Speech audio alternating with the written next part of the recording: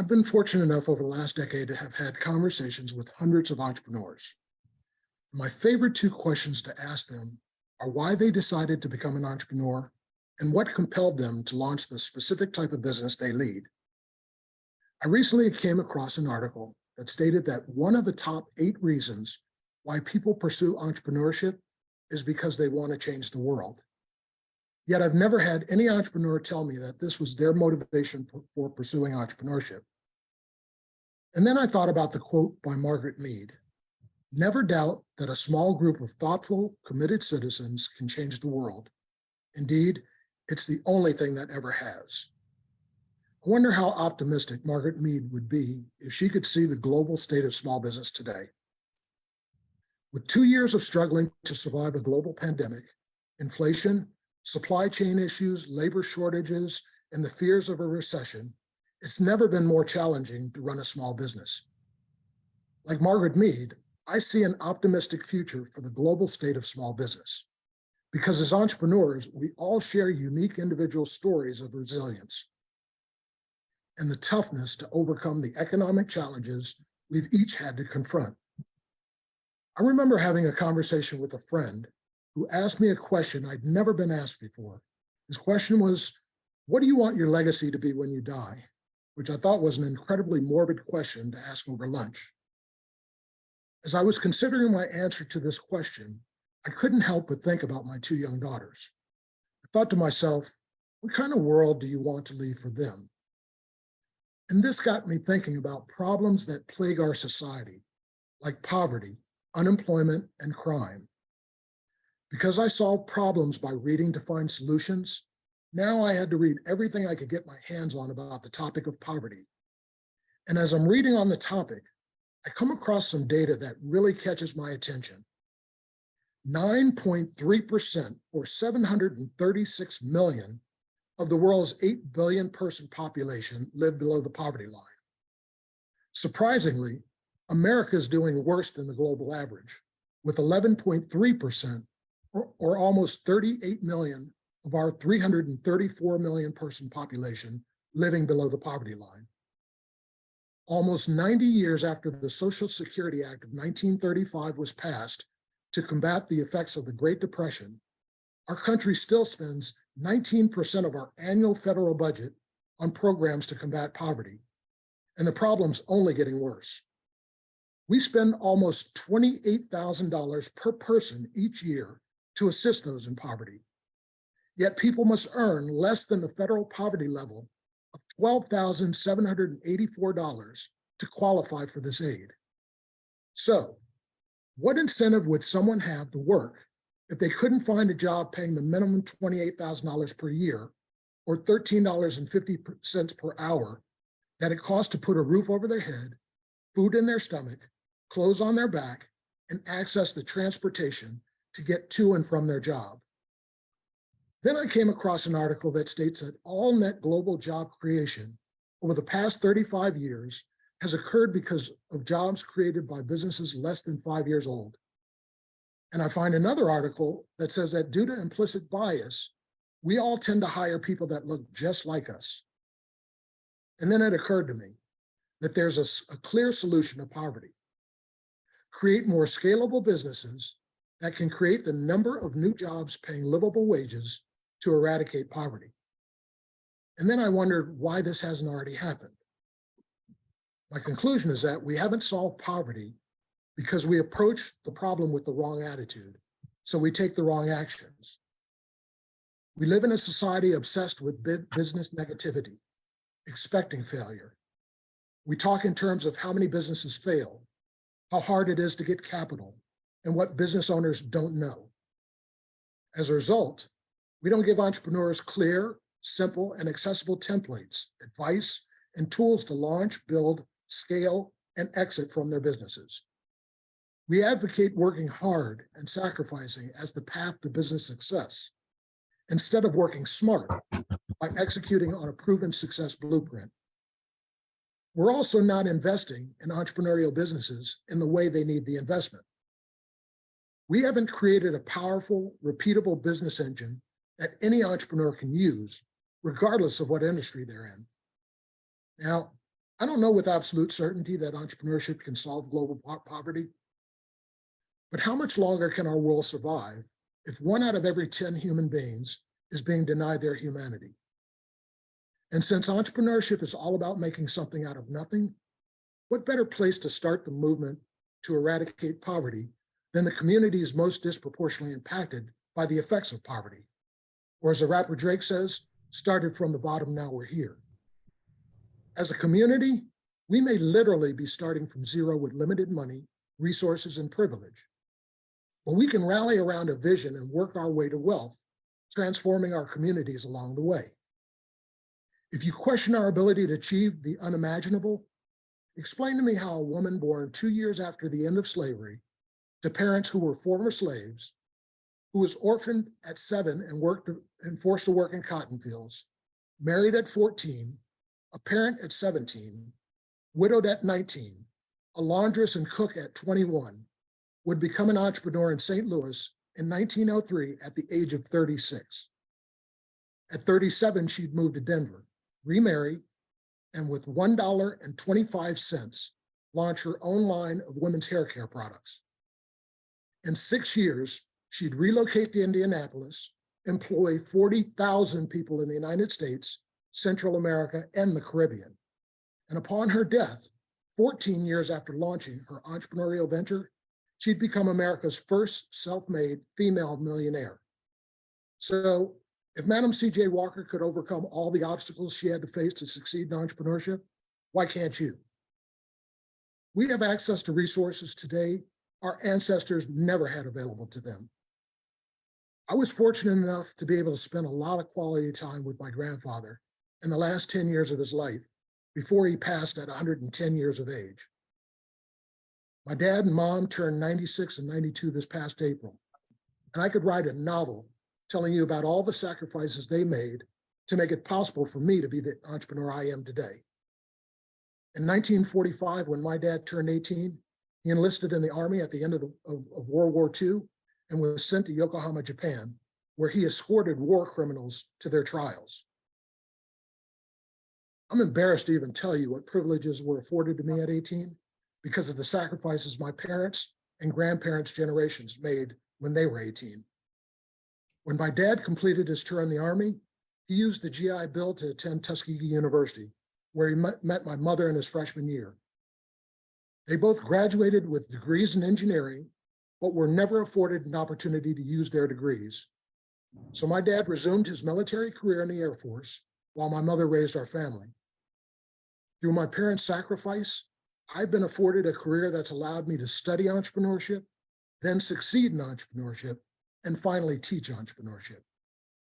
Because I've seen firsthand how entrepreneurship can make possible the impossible, let me share with you my solution for solving global poverty. Research states that there are 582 million entrepreneurs in the world and 31 million in the United States. What if we were to take what we spend on programs to assist those in poverty and instead invest $1 million each in however many entrepreneurs it took to spend what we currently budget for these programs? And then, what if we provided these entrepreneurs with the training they needed to responsibly scale business growth until they reach 10 million in annual sales? With 10 million in annual sales, on average, each entrepreneur would create 100 jobs. Now, to illustrate my point about why we haven't solved the complex issues associated with poverty, I'd like to show you a short video.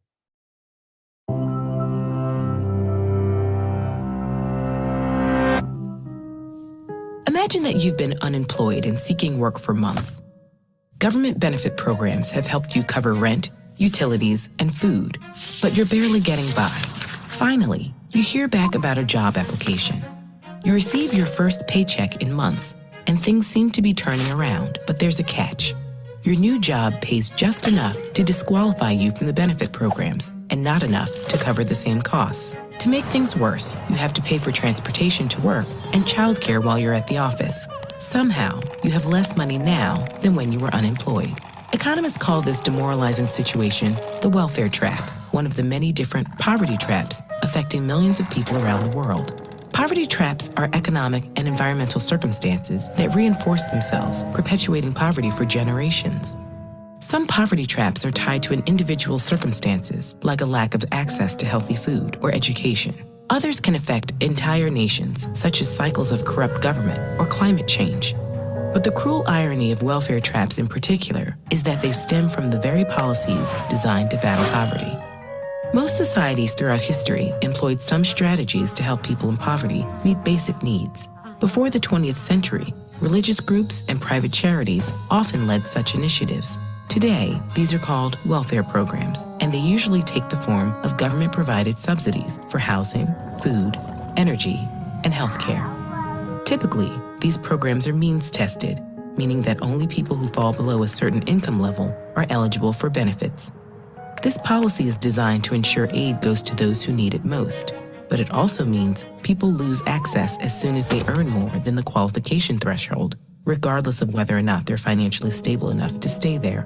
This vicious cycle is harmful to both those in poverty and those outside of it. Mainstream economic models assume people are rational actors who weigh the cost and benefits of their options and choose the most advantageous path forward. If those in poverty know they'll gain no net benefit from working, they're incentivized to remain on government assistance. Of course, people work for many reasons, including societal norms and personal values. But income is a major incentive to pursuing employment. And when less people take on new jobs, the economy slows down, keeping people in poverty and potentially pushing people on the cusp of poverty over the edge. Some have suggested this feedback loop could be removed by eliminating government assistance programs altogether. But most agree this solution is neither realistic nor humane. So how can we redesign benefits in a way that doesn't penalize people for working? Many countries have tried different ways to circumvent this problem. Some allow people to continue receiving benefits for a given period after finding a job, while others phase out benefits gradually as income increases. These policies still remove some financial incentive to work, but the risk of a welfare trap is lower. Other governments provide benefits like education, childcare, or medical care, equally across all their citizens. One proposed solution takes this idea of universal benefits even further. A universal basic income would provide a fixed benefit to all members of society, regardless of wealth or employment status. This is the only known policy that could entirely remove welfare traps, since any earned wages would supplement the benefit rather than replace it. In fact, by creating a stable income floor below which no one can fall, basic income might prevent people from falling into poverty in the first place. Numerous economists and thinkers have championed this idea since the 18th century. But for now, universal basic income remains largely hypothetical. Although it's been tried in some places on a limited scale, these local experiments don't tell us much about how the policy would play out across an entire nation or a planet. Whatever strategy governments pursue, solving the welfare trap requires respecting people's agency and autonomy. Only by empowering individuals to create long-term change in their lives and communities can we begin to break the cycle of poverty.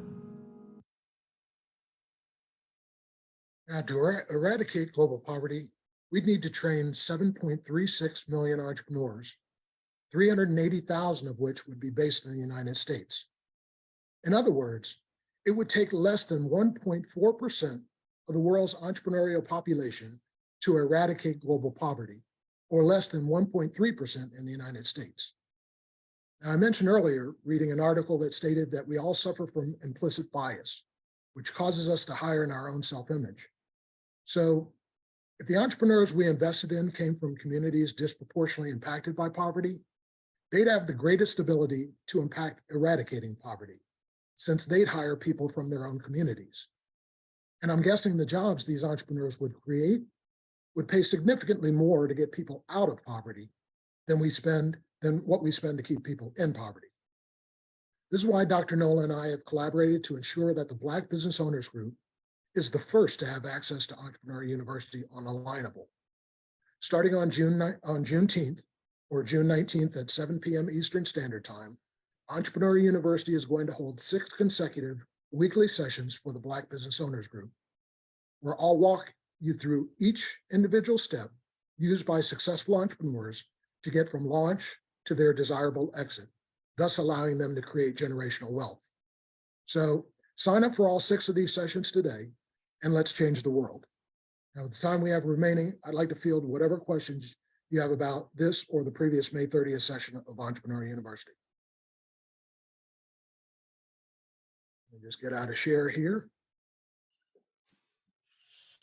Also, if you have any questions, you can go ahead and put them in the chat as well, and we'll field those from there. Yes, I'd like to start out with a comment. I'm Pam Kelly. And I think one of the most powerful statements was in the conclusion of the video, where it said, empowering people to create long-term change in their lives. And that speaks to me of self-preparedness, which I believe is lacking in so much of society today. And it often explains Miss C.J. Walker's ascent in her prosperity, which is self-preparedness. And this is a topic very close to me because I mentored young people. And one of the things that I was challenged with their attention span is that they learn and then they come back the next week and you have to reteach them because they did not self-prepare to retain the information and to move forward with it. So I think that empowering people, I think that's very correct. Mr. Kenton, thanks for showing that video, that's the first start. How do you empower people to be preparedness driven? And I'm a prepper. I'm going to put that out there right now, that and that means, because preparedness is what? It's a condition of being in a position to take advantage of opportunities. Whereas unpreparedness, which often leads to that state of poverty, is a chronic condition of missed opportunities, a chronic condition of unpreparedness. So, I'm thrilled at what you plan on doing, and you and your staff, because part of the solution is simply to empower people to be preparedness driven, to self-prepare for their success. Thank you. It sounds like you're volunteering to contribute to the solution. So, expect a call from me. I'd welcome it. We have a question. We have a question in the chat. Keith Crow's asking, how does this line up with network marketing? Explain network marketing and your definition of network marketing.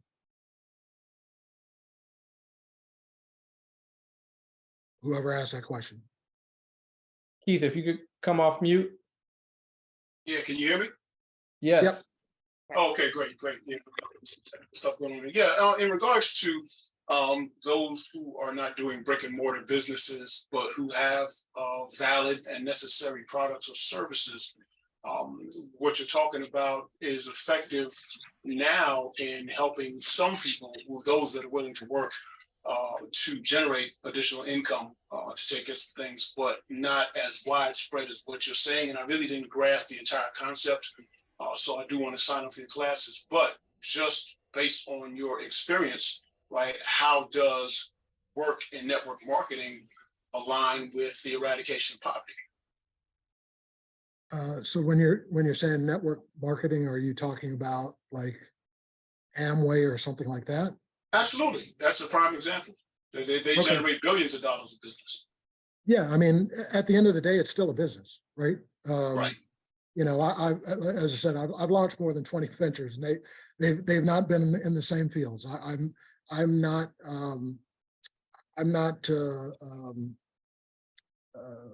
particularly disposed to any particular industry. So I've literally launched I've launched businesses in information technology and restaurant industry, transportation, clothing, music. So, at the end of the day, a business is a business. It doesn't matter what type of business. I mean, you have to account for what you do. You have to sell to clients. You have to market. and build your brand. You have people that you need to manage. So there are administrative issues, there are legal issues because you have to form as a corporation, you have to contract with clients. All businesses are the same. When you pull the covers off of businesses, 99% of what everyone does every day is the exact same thing. What makes that business unique in terms of the industry, that's 1% of what you do, right? So it really wouldn't matter whether it's a network marketing business or any other kind of business. It's a business. And so what you need to do to succeed is going to be the same. Let me give you an example. The first thing that all successful entrepreneurs do, and if you read enough books, it'll seem like you're reading the same book over and over again, because they all say the same thing. All successful entrepreneurs do the exact same thing to succeed. But the first thing they do is they figure out what they love and they build a business around it, right? So if you let's use Amway as an example, as a network marketing company. If you decide, hey, I'm going to sell Amway, but you don't love what you do, you're not going to be successful, period. But on the other hand, I mean, if you love people, you love selling, you love Amway's products, you're probably going to be more successful than the average person that decides they're going to sell Amway, So again, all of these concepts apply to any business. So I can't say much more than that. Hopefully I answered your question. If I didn't, I apologize. Yeah, you did. And that's what I was hoping you would, not what I was hoping you would say, but that you would make it, like, in other words, for me to sit and listen to you, it has to be relative to what I do. Right? So Right. if I love what I do, that's fine. But if I have a coach that's talking in a different, different sandbox, then I'm wasting my time. But yeah, it sounds like you and I, we'll be talking. Thank you. And Pete, one of the things that and I just wanted to give you a broader perspective. One of the reasons that we're even doing this or presenting this in the Black-owned business is to help entrepreneurs structure themselves for winning. A lot of people start business, but they don't understand structure. And what Jeffrey is doing is giving us some of the building blocks to structure in a way that we're able to scale. It's difficult, and some people scale really fast, but they don't have the structure to sustain that scale. And so he's starting from the basics so that everybody is able to structure according to your business and industry so that you can win. So Victoria has a question as well. She's asking, is this geared towards nonprofits as well? Yeah, absolutely. Yeah, again, I kind of go back to the last answer. A not-for-profit is as well as a for-profit. They're both businesses, so they have to do the same things. I've had I work right now with a not-for-profit in Baltimore that teaches young kids at risk between the ages of 14 and 21 about entrepreneurship. So the CEO took my course, and I'm now working with her to help her get funding for her enterprise. But I mean, her name is Danelle Pender. So if you went to my website, she actually has a testimonial that she gave me about the work that I do, that I have done and am currently doing with her. But she runs a not-for-profit business, and but it's a business at the end of the day. So the only difference between a not-for-profit and a for-profit is where you get your funding from. With a for-profit, you sell to customers. With a not-for-profit, you raise from, most of the time you get money from foundations or, wealthy donors, but you still need money to run the business. You still have to run the business. You still have to hire employees. All the issues are the same. It doesn't matter whether it's not-for-profit or for-profit. At the end of the day, they're both businesses. I mean, the other thing, just so everybody knows where I'm coming from, my birthday is June 1st. I actually just turned 65. Hopefully I don't look like it, but I've been doing this for a long time. As I said, I've been an entrepreneur for 5 decades. I launched my first business when I was 12 years old. I've launched more than 20 businesses.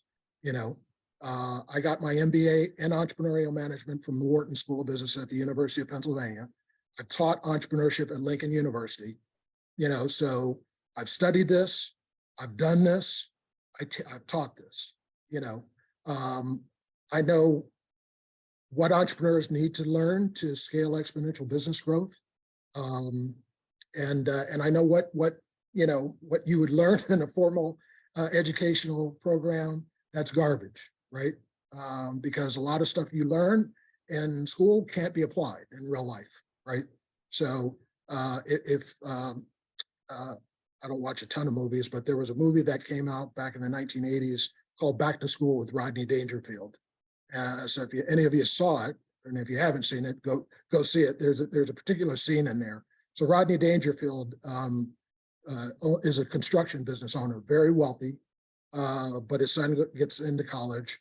Rodney didn't go to college, and he decides, to bond with his son. So he's going to go to college, and thinks his son will look at him differently if he has a college education. So he enrolls in this college his son goes to, and they're in the same class. And in this particular class, the teacher is teaching them a real life example about the construction industry, which is where Rodney came from. And as he starts explaining what they have to do to build this construction company, every time he mentions something that they have to do, Rodney challenges him. And so he says, for instance, he said something like, the teachers will say, hey, you're going to buy lumber from, whatever company at this price. And Rodney interjects and says, no, you can't do that. And then the teacher says, what are you talking about? You can't do that. He says, well, you can't buy lumber at that price because the lumber industry is controlled by the mob. And so you have to pay this price. And so all of your numbers are wrong, and he keeps challenging him, and and the professor gets livid. But by the end of the class, all the students are listening to Rodney because they know he understands what he's talking about, and the teacher is just teaching theory, which can't be applied in the real world. So, that's the experience I'm bringing to the table. But as I said, at this stage of my career, I sold I sold my last venture a decade ago. I haven't worked since. All I do is mentor other people. So, my goal is to as I said, I have two daughters. They're 20 and 25 now. I want to use my God-given talent to improve the earth for them. And so God put me on earth to be an entrepreneur. So I'm using my entrepreneurial talent. I want to give as much as I can to all of you. And if I can make all of you successful, because there's tons of money out here. There's enough money for everybody. There's enough opportunity for everybody, but information tends to be kept from people to allow them to succeed. I know what that information is, and I'm willing to share it. So that's why, I'm working with Dr. Nola to do what we're doing. I see Padmini, you have your hand up, and also Denise. Yeah, I do want to say something, Dr.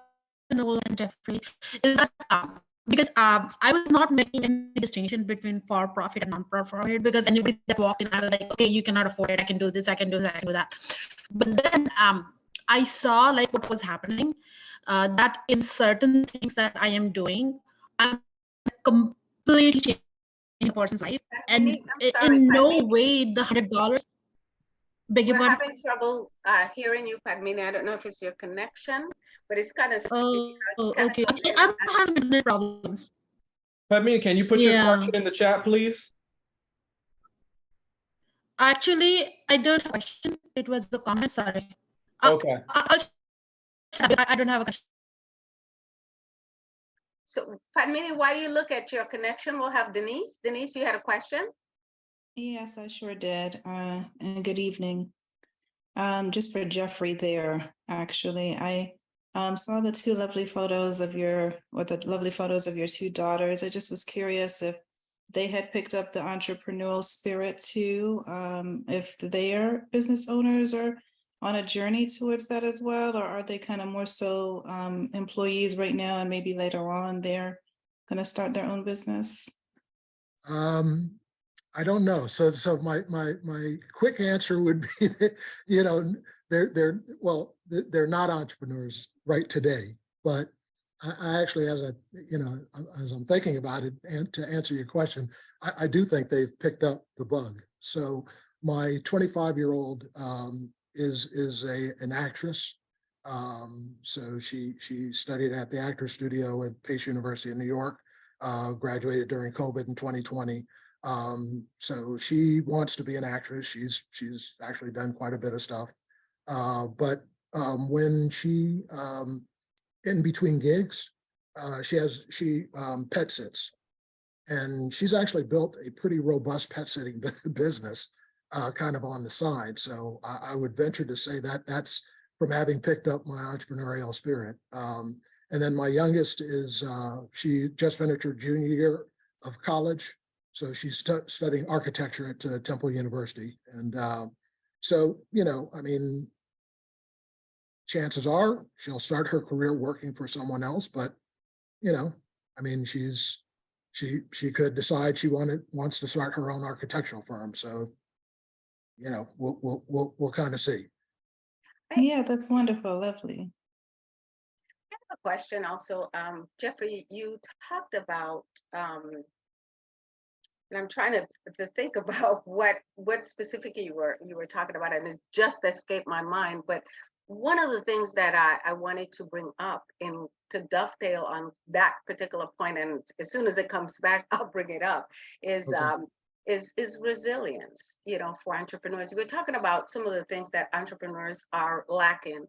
And one thing that I find as a clinical psychologist and an entrepreneur myself is the lack of resilience for people who start out business, and they may go for a year, maybe 2 years, which most businesses, small businesses, fail within that first year. And so they lack resilience. They may have self-confidence, they feel that they can do anything.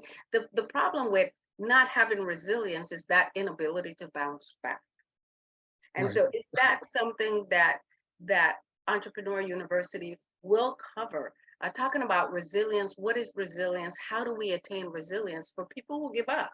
Because this is a tough business. I've been doing it for a long time myself, and have scaled pretty good. But I've seen people who started with me or started after me, and they're not there. They didn't have the ability to bounce back when tough times come. So Yeah. So what would so you I say? think yeah. I think what Entrepreneur University will do, it will recover, it will cover, the need for resilience. I'm not a psychologist, so I don't teach people how, and I'm not even sure you could teach people resilience, but I mean, it's absolute. I mean, and I don't have to tell any of you this. You guys are business owners. You know that what we do is incredibly difficult, right? So, but when I talk to prospective entrepreneurs, I kind of, and people have said I'm harsh when I do this, but I do it for a reason. I let them know that, I define entrepreneur as the following. Entrepreneurs have ideas all the time, right? So, people talk about, say, comedians and how they view the world, through a lens of comedy. And so everything they see humor in what they see, or try to figure out how to make whatever they see humorous, right? Entrepreneurs have a similar lens, but it's monetization. So I tell people that you're an entrepreneur is if you went out for a walk. Let's say you went out for a 1-hour walk and you came back, and just based on the things you saw during the course of that walk, you saw 100 things that you figured out you could monetize and start businesses around. That's the mind of an entrepreneur. Now, then, what an entrepreneur does, we tend to have a certain level of arrogance. So we think that all 100 of those ideas are the best ideas, that mankind has ever heard. And then, kind of the next thing I tell them is that, what makes entrepreneurs unique in this world is that an entrepreneur, for any one of those 100 ideas, they'll go homeless trying to convince the world that that's the best idea in the world, you know? And if you're not willing to do that for your ideas, you're not an entrepreneur. Now, that doesn't mean you can't pursue entrepreneurship. But I tell people that because it's important to understand whether or not you are an entrepreneur. And if you're not, there's nothing wrong with that. Find someone who is to work with you. Because absent of an entrepreneur and an entrepreneurial business, the business will fail. Someone has to be so maniacally devoted to making the business succeed that they will literally go homeless for it. So, and you know, I have a very good friend who has told me, don't tell people that.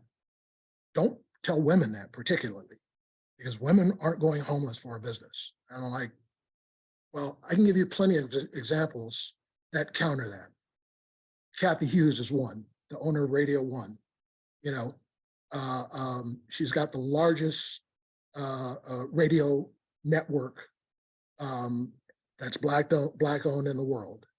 And Kathy Hughes was married, working at Howard University's radio station, wanted to buy her own radio station,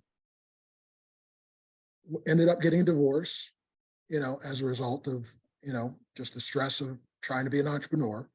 She had a young son. As she was pursuing, trying to get loans, she got rejected 53 times. And on the 54th time, she got a yes.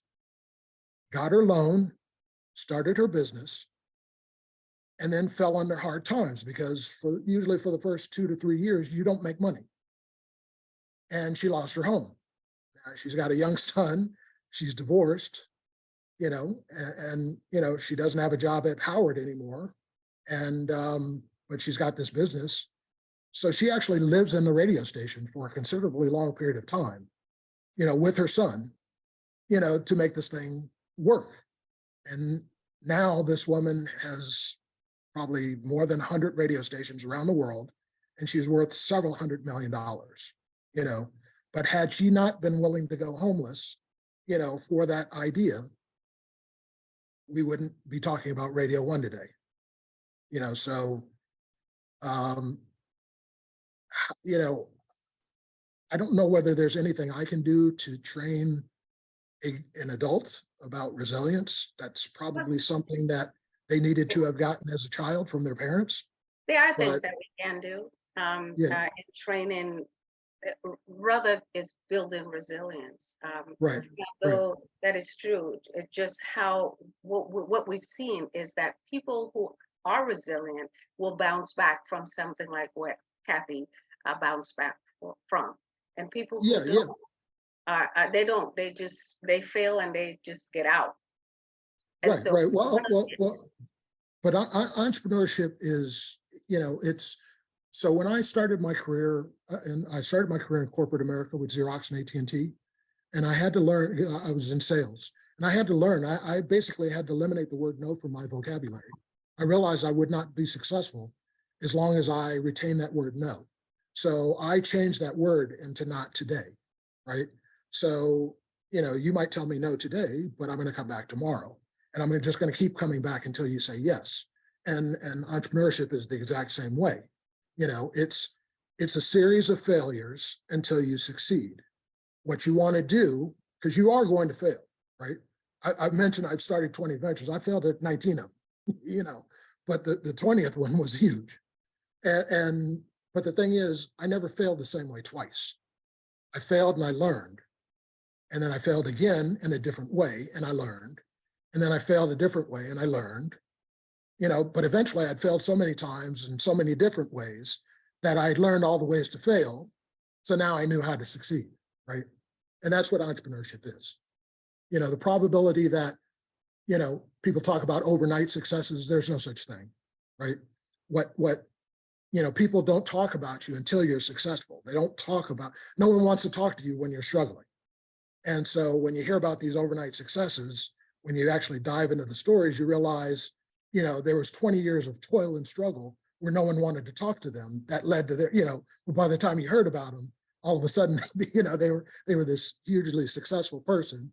And it seemed like, oh my God, I hadn't heard of them yesterday, but now I'm hearing about this person. They're really successful. Well, yeah, well, they've been around for a long time. You know, you just didn't hear about them because no one wanted to talk about them. So we have a couple hands. We have Pamela, she's been waiting, and then we got a question in the chat from Donald, and then we're gonna get to Steve's hand. So Pamela, if you could go for us, please. Thank you. And as there are so many hands waiting, I'll try to keep it short. I just picked up on some strategic words that I heard, and I'll try to wrap it up. But I heard structure, tools, whether resilience can be learned. And I'm going to respond to that in the sense that, yes, it can be learned. You can build resilience if you have the tools. And as Jeffrey shared, he shared some anecdotes. It's helpful for those in what I call your kinship community to hear anecdotes of people who have succeeded that look like you. The structure, and I know you mentioned, Jeffrey, that you're going to provide tools of structure. That's how you build resilience to rebound from failure. And I've been an entrepreneur for years and years. I've learned from failure that the more you fail, you're closer to success. And one thing I did learn along the way is, as an entrepreneur, traditionally we're told that yes, the first 2 years, the first few years, you do not earn anything because you're putting all your revenue back into your business. That's traditional, and that's not necessarily the solution for folks in our community. We have to learn to set aside, have to bucket those dollars, those revenue dollars, set aside a certain amount to pay taxes, set aside a certain amount for the stuff hits the fan cash. And that's all I'll say, because when I learned to do that, that's how I built my reservoir of resilience, and also never quit. Thank you. And I didn't pay Pamela for those comments, but thank you. All right, next question comes from Donald. He's asking, how do you determine the needs of a community? It depends on the community. I mean, we hopefully all want to be responsible for our own community. So I think if you live in the community and you talk to people in the community, you get a sense of, what the needs are. I mean, other than that, I mean, if you're talking about, let me give an example. So I mentioned that I'm working with a not-for-profit in Baltimore. And so the CEO of this not-for-profit took my course, and then after she completed the course, she said, hey, I'm teaching, young people about entrepreneurship, particularly kids at risk. And, I want to license your course to incorporate what you teach into what I teach, because what you teach is very different from what I teach and more comprehensive. And so I said, well, how many kids do you want to work with? And she said, oh, well, we could probably work with, 15 or 20 kids. And I said, what neighborhood are you in? And she said, Park Heights, Baltimore. I said, let me get back to you. And so I just got online. Now I worked for Deloitte & Touche Consulting. So when I started, I was a glorified, researcher. And so I know how to do research. So I just going to the census, US Census, I was able to discover that Park Heights, Baltimore has about 300 kids between the ages of 14 and 21 who are unemployed. And so when I got back to Danelle, I said, Danelle, I need you to think bigger. And so she said, what are you talking about? I said, I don't want you to work with 15 to 20 kids. There are 300 kids in your neighborhood that you serve that are unemployed between the ages that you serve. I want you to license 300, courses, because I want you to eradicate unemployment for the age group you serve in one fell swoop this year. And she's like, oh my God, I don't think like that. I would never have thought of that. I said, so here's why I'm telling you to do that. If you are able to get 100% of the kids that you serve that are unemployed in your neighborhood with jobs, this year, do you think the mayor of Baltimore is going to take notice? And the mayor of Baltimore is going to reach out to you and ask you, how did you do that? And oh, by the way, whatever system you're using to do it, can you do that for all the other communities in the city of Baltimore? And then when you do that for the city of Baltimore, do you think that the governor of Maryland would reach out and say, Danelle, how did Baltimore, because Baltimore is one of the poorest cities in the country. And so if you're able to do that for the entire city of Baltimore, the governor of Maryland is going to reach out and say, how did you guys do that? And could we help you do that for the entire state of Maryland? And when you do that for Maryland, do you not think President Biden's going to reach out and say, how did Maryland do that? And oh, by the way, can you do that in all 50 states? And when you do that for the United States, do you not think every country in the world is going to reach out and say, how did you guys do that in the United States? And can we do that in our country? That's how you think bigger, right? So in terms of answering your question and identifying a community's needs, part of it is there's tons of information that's available through the US Census. If you're looking for demographic information about how much poverty there is, how much crime there is, how much unemployment there is, so on and so forth. If you want to understand what the impact of that, the level of crime, the level of poverty, you got to be in the community talking to people, to let them tell you how this impacts their daily lives. Those would be the two things I do. I love talking to people because people will, I tell entrepreneurs, part of one of the principles to build a successful company is to identify a niche target market you can dominate. Mhm. You can learn what you need to learn from one customer. They'll tell you in school, find a multi-billion-dollar market so that if you only capture 1% of the market, you have a multi-million-dollar business. Do that and you'll fail. Find one customer who will buy what you sell. Then spend all of your time talking to that customer to find out, why'd you do business with me? Why do you keep doing business with me? What do you like about what I do? How do you use my products and services? How are my products and services benefiting you? Why do you keep coming back? Take everything they told you and use that to get the next and the next and the next customer. We have Steve Simmons with his hand up, and then we have Andia with a question in the chat. Wow. I would like to say, my goodness, I am so thankful to be here with all of you. Mr. Kent, thank you so much for giving me this opportunity to be here with you all. Dr. Nola VZ, thank you so much for giving me this opportunity to talk to you all. I really wanted to just say from the very beginning, I really like what you said, Mr. Kent, in regards to you had a morbid fear of leaving a legacy for your two girls.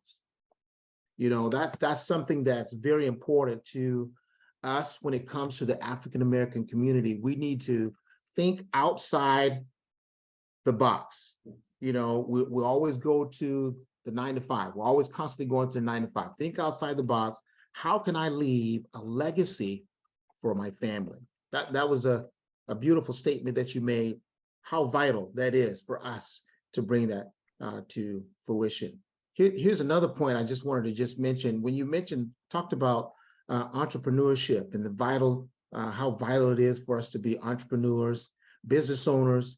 I think Ms. Kelly made some beautiful statements when she said, if you have the right tools, So, entrepreneurship, setting a legacy, those are vital. We have to have the right tools in place. Number two, she mentioned that the more you fail, the closer you are to success.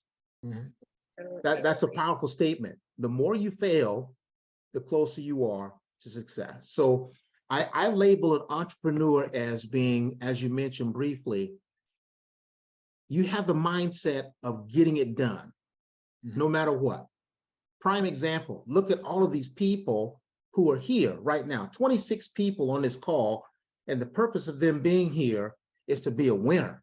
That's the reason why all of these people are here. They want to be a winner. And so that's what we want to do. from you, Mr. Kent. Here's the second thing I wanted to say is entrepreneurs never give up, no matter what. And then you also have to have this last thing I'm going to say is the right mindset. To be a good entrepreneur, you have to avoid being a hunter, but be a farmer. Just think about that just for a minute. Yep. Land Avoid being a hunter Mhm. and be a farmer. Yeah. So thank you all so much for giving me this opportunity just to say those few words, you all. My goodness, I mean, this is a powerful room, you know, and I hope you get a chance to get back here again with you. And I'm also here with my business partner and my wife, Kimberly, as well. So thank you. So we have just almost at the top of the hour. Now we said this event is from 7 to 8. And if you have to go, you can do that. But Jeffrey will be here to answer your questions. If you want to stay a little bit longer and ask your questions, he will be here. But we're just letting you know at 8 o'clock Eastern, this program is over. You can go. We're not, keeping anybody over time. But if you have more questions, please feel free to continue asking your questions. And on that, the last point, what everybody needs to think of, everybody's got an entrepreneurial timeline, right? So, there's a start line and there's a finish line. The finish line is success. Now, there are steps along the way, right? And every step is failure, right? To get to success. Now, only God knows what each of our timeline is. Mine was 20. It took 19 failure steps to get to 20. My 20th step was success. With Kathy Hughes, it was, she had a 54-step timeline. So it's different for each one of us. But the point is, to Dr. Nola's point, if your individual timeline is 15 steps and you stop at 10, you stopped your ability to ultimately succeed, because if you had just kept going 4 more steps, you'd have gotten to where you want to go. Okay, so Andia had a question. She's asking, would you happen to have any advice for a transportation company of 2 years?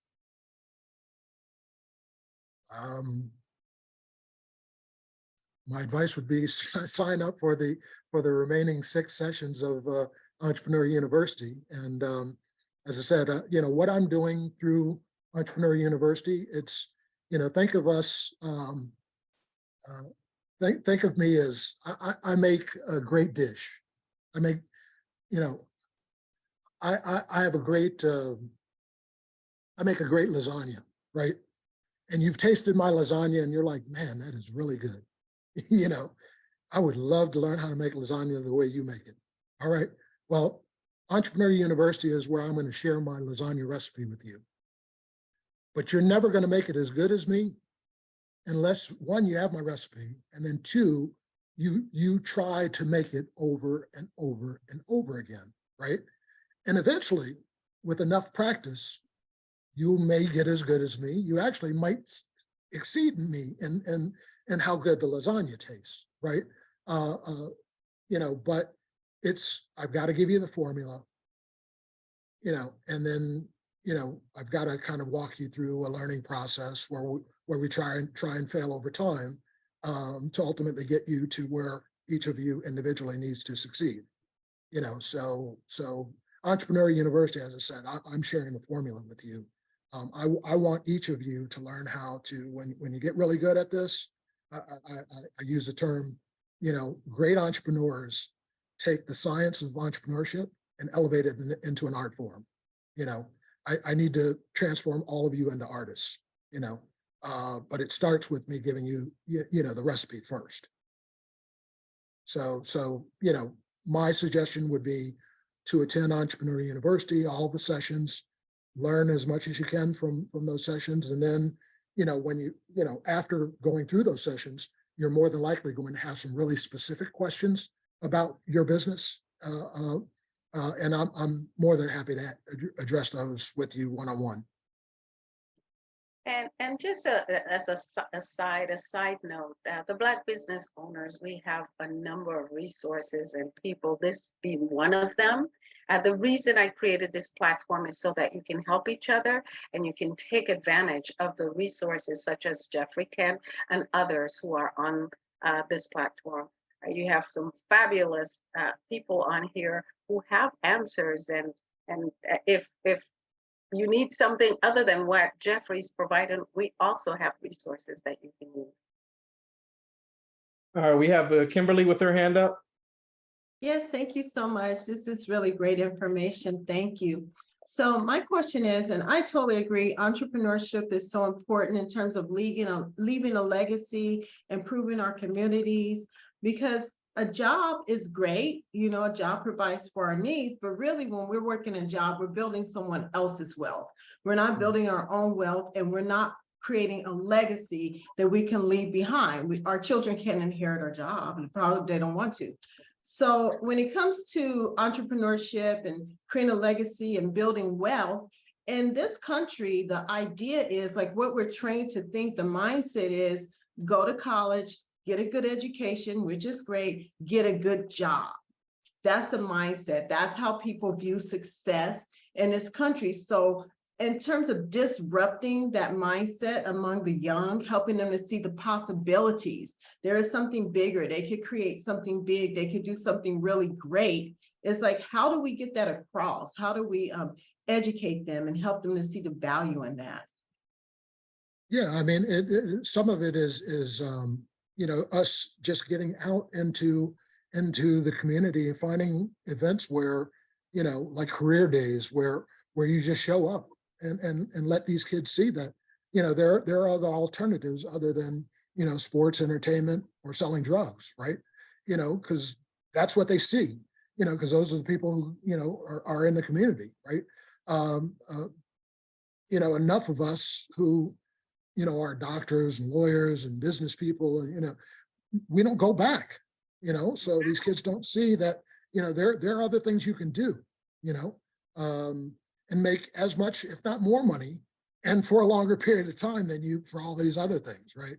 Even with athletics, you know, they make tons of money. You know, my first job out of business school was working with Dr. J, the basketball player, you know, and yeah, these guys make a lot of money, but they make it for a really short period of time, you know, and they tend not to, you know, be trained on financial management. So they squander what they make in a relatively short period of time.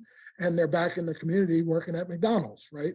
You know, or homeless, right? Within, you know, I mean, I sat on a panel, a sports panel, you know, for the NFL years ago. And I was on a panel with Ron Jaworski, who played, you know, I live in Philadelphia, Pennsylvania. He was the quarterback for the Eagles for you know, back in the 1970s and early 80s. And he gave me a statistic that blew my mind.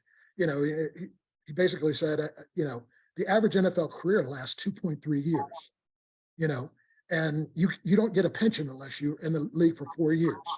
So the average NFL player doesn't even get a pension, a retirement pension, you know, and on top of that, you know, you give any 22-year-old man $10 million at 22, the probability they're gonna still have it at 32 is zero, or real close to zero, you know, because you do some really, you know, I mentioned in the presentation, you know, I found this out through my grandparents tend to talk to their grandchildren more than they talk to their own children. I found out more about my parents through my daughters, because my parents didn't talk to me, my brother, and my sisters about anything they did when we were growing up. It just wasn't done in their generation, you know. But I actually found out, you know, my dad, when he joined the military at the end of World War II and got sent to Yokohama, Japan, you know, my daughter asked him, "What were you doing?" You know, and he's like, "You know, I was in World War II." And she's like, "Oh, but what were you doing?" Said, "Well, they called us occupation troops." And she said, "Well, what is that?" She said, "Well," and then he actually started talking to me. And he said, "Jeff, you remember when we lived in Germany when you were a kid?" I said, "Yeah." He said, "Remember I used to take you to all the museums and, you know, battlefields and whatever?" "Yeah, I remember." He said, "You remember when we went to Nuremberg in Germany?" "Yeah." He says, "And you remember that's where they tried all the German war criminals at the end of the war?" "Yeah, I remember." He said, they did the same thing for Japan in Yokohama. I said, so Dad, what were you doing? I was escorting Japanese war criminals to their trials. I'm like, Dad, you were 18 years old. Yeah. The level of respect I gained from my father in those couple seconds went through the roof. I think the world of my father anyway. But I mean, what came through my mind as he was telling me this is, what stupidity was I involved with at 18? And this man, you know, for what he did, allowed me to be able to do all that stupidity, right? So, yeah, I mean, in terms of you know, we just have to get out there and talk to, we have to give back. You know, as I said, I've been blessed. I've been blessed because so many generations sacrificed to do things that couldn't do things that I've been able to do. I'm not any smarter than them. As a matter of fact, they're probably smarter than me. You know, they just weren't given the opportunity. So my obligation was to maximize my God-given talent to honor the sacrifices that those who came before me made for me to be able to have the opportunity to do what I do. And now that, you know, my career for the most part is really over at 65, I just want to give back. I want to help the next generation be able to do more than I was able to do, right? So for, you know, what I would tell all of us on this call is, you got to get back into the community. You got to talk to these kids. These kids have to see you. They have to see what you're doing. Give them an opportunity. You know, if you have jobs, give them jobs. You know, when I had my IT firm in the 6 years that before I sold it, when I sat back and looked at all the employees I had, I actually hired more college and high school interns than I hired full-time employees, because I'm committed to giving back. You know, I want the next generation. Every generation is supposed to do better than the previous, right? So, you know, the next generation for me is my daughters. I don't need to accomplish anything else in my career. I've done enough for 100 people, right? You know, you take my resume and give it to 100 people, they'd be happy. Trust, very happy with my resume. You know, I want to give back. You know, so that's why you know, when Dr. Nola came to me and said, hey, I want to educate this community to help us become more successful in what we do. And you know, I'm like, I'm in. Whatever you want me to do, I'll do it. You know, it's like, you know, we have 30,000, almost at 31,000 members in this group. Yeah. I mean, let me ask you guys, if 31,000 members of this group built businesses that did more than 10 million in annual revenue, what do you think the rest of the Alignable platform would think? Do you not think they'd come to this group and try to figure out, what are you guys doing? And can you teach the rest of the platform what you're doing? Because we want the same level of success. And when I get back to solving poverty in this country, I mentioned that, you know, we need it's less than 400,000 businesses to step up and get to 10 million to do it. If there are 30,000 members in this group, you know, I mean, it would take, there's 7 million businesses on Alignable. You'd need 5% of the businesses on Alignable to get to 10 million, and Alignable as a platform through 5% of its members could solve poverty in this country. And if there are 400,000 Alignable members stepped up and did that, I want 30,000 of those 400,000 to be, you know, members of the Black Business Owners Group. I'd like to ask a question of the— Hold on, Dr. Nola, before you do that, Denise has had her hand up for a while. So we just want to give her a chance. Sorry about that. Yeah, I just was going to make a brief comment. I don't mean to piggyback or backtrack when Mr. Jeffrey talked about everyone has a timeline, and that timeline looks according to how God designed it for them. I do agree with that, and I just was going to make a statement off of that. For example, when you look at, I really know that everyone uses different terminology. For me, I don't really like to say failures, because it may not necessarily be failure, but it could just be like obstacles. When I look at, you know, like say Joseph's timeline in the Bible to be next to Pharaoh, or Daniel's timeline to be next to Nebuchadnezzar, or if we're looking at, you know, Jeff Bezos's timeline when it took his time to become the level he's at, right? Everyone has a different timeline. And so, you know, Joseph had a lot of obstacles he had to go through, from his brothers throwing him in a pit to different things. But it doesn't necessarily mean he was a failure. It just meant he had quite a few things that he had to experience up until the point of his level that he was purposed and already was predestined for him. And so I do agree with what Jeffrey stated. I just wanted to add a little more to it. And yeah, everyone has their own timeline, and, you know, you just have to be patient and work hard. And what I believe, whatever's meant for you is meant for you. And you know what I mean? I don't believe anyone can hinder it, stop it, block it, delay it. I really believe that things happen according to the time frame with no coincidences. But that's just me and how I think. But I just wanted to add that. That's all. No, thank you, Denise. Yeah, and you know, if I said, you know, that someone was a failure as a result of experiencing failure, I apologize. I did not mean that at all. We experience failures. We are not, that doesn't make us a failure, right? So, you know, you're going to fail at entrepreneurship, but, you know, every failure gets you closer to success. And so it's all about, you know, embracing failure, because that's where you learn. When we succeed, we don't learn from success because we don't take the time to reflect, to figure out, you know, hey, why do we succeed? We're just so happy we succeeded, you know, that we tend not to reflect. But when we experience failure, you know, we have plenty of time to reflect on what we did wrong. And that's exactly what we want to do. You want to dissect, you know, do a postmortem of the failure to find out, you know, what did I do wrong? How could I have done something different to have created a different outcome? You know, and so, but you know, the point is, you just have to dust yourself off, get back up, keep moving forward, because eventually you're going to experience success, but you won't get there if you stop. So another word for that could be setbacks. I wanted to ask everyone a question. How many of you are either on a board or a board of advisors for high school or college? So I'm both on boards for high school and college. That's one way you can give back, but another way you can mentor our kids to become entrepreneurs. Because when they're in regular school, like a regular high school, they're just learning the career path that we all learn, is going to college and then doing certain things.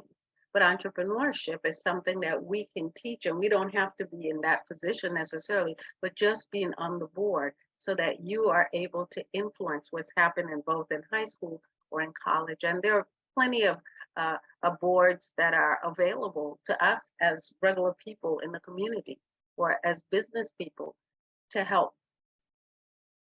So something to think about.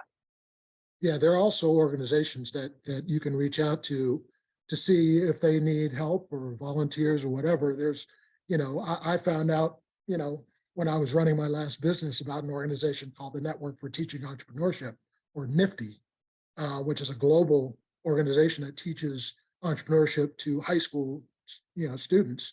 And they actually go into the high schools and teach at that level. And they have an annual business planning competition and, you know, all that kind of stuff. But I got introduced to them.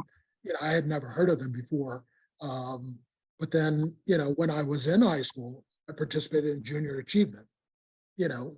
So, you know, there are organizations like this that, you know, you can just find out where the local chapter is, reach out to, you know, people that are in administration with those organizations, and, you know, see if they have, you know, career fairs, or, you know, kind of what is it they do to you know, let people and young people know that there are opportunities to learn about entrepreneurship in their community, and see, you know, can you volunteer in some way, shape, or form, or contribute in any way, shape, or form. And you never know what can come out of that. Contracts for your business, things that I've volunteered for have resulted in contracts, even though that wasn't the original goal. So you can also benefit from, you know, your time spending, helping within the community. We have some comments in the chat. Keisha had mentioned earlier, now that layoffs are common across so many fields of employment, people are now asking, how else can I build income from my education and skills? The reality that so many people have sideline hustles is a sign that people are realizing entrepreneurship isn't a far-fetched idea. It's not reserved for people who graduated with business degrees as we thought when we graduated from college. Absolutely not. Yeah, I actually, I tell people this, and it's you know, counterintuitive with me having all the degrees I have, but I tell people that the more education you have, typically, the less likelihood you're going to embrace entrepreneurship, because formal education teaches you not to take risks, right? So and you have to take risks as an entrepreneur. So you take calculated risks, but you do have to take risks. And Keisha has her hand up. Oh, thanks so much. I have to admit, I'd never thought about entrepreneurship when I was in college. I was a communications major, getting ready for a career in the news media. But after you spend so much time working and developing skills and memorizing information and learning techniques and trends, you just wake up and say, I have invested far too much into this to walk away. And as one of my fellow colleagues from the newsroom said, we have spent our careers making other people look good. And everything we've done that made their business successful or made their outfit successful can be done to help us in our own pursuits. And I began thinking about that. What can I do? And that's what led me to consider becoming a freelancer. While I am certainly still looking for full-time employment, I am doing all I can. I would love to be a freelancer for the rest of my life, because that is one train track I can ride. I know how far Keisha is willing to go to get the job done. I still write with integrity. Everything I do is done with integrity. Information that I place on my Instagram page, an editor called me a couple of days ago and says, can I see a sample of your work? I said, sure, just check me out on Instagram, because I know I have not placed a bunch of nitty bitty personal stuff on my Instagram page.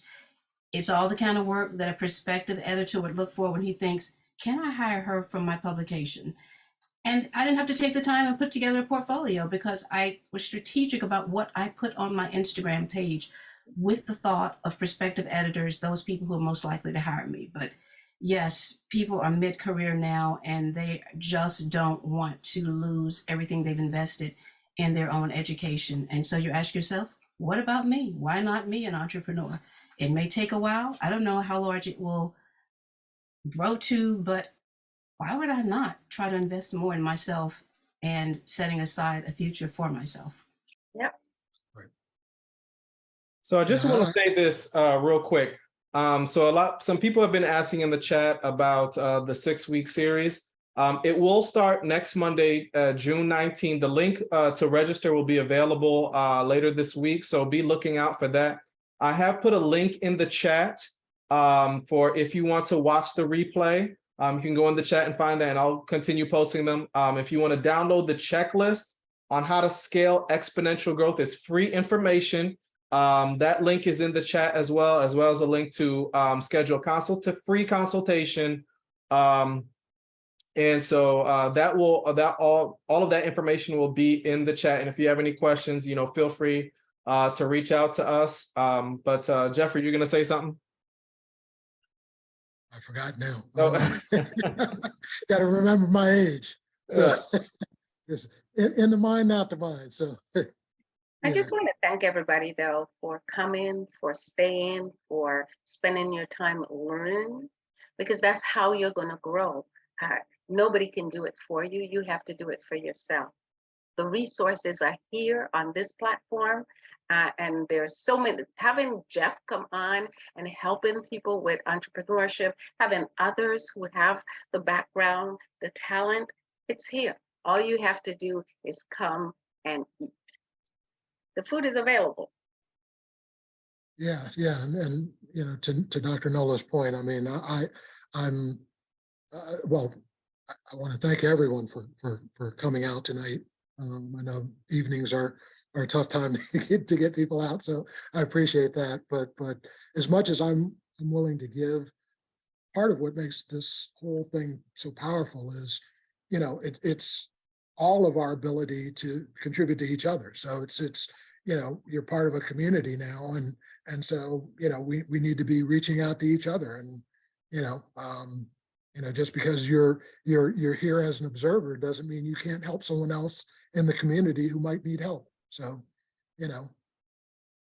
Yes, connect and hopefully help. we can all learn from each other. Again, please connect with each other. Please connect with Jeffrey, Victor, myself, and each other, because it's creating that relationship is how you're going to get the resources, but also how you will grow. People do business with people they know and people they can trust. So with that said, thank you guys again, and we'll see you on the 19th. I'm not always on because I travel a lot. I do public speaking, and my business provides training and consulting. So I'm all over the place, but anytime I have a chance, I will be here. All right. Good night, everyone. Take care, Have a everyone. good night, everyone. See you Good guys. night. Thank you. Bye-bye. Thank you.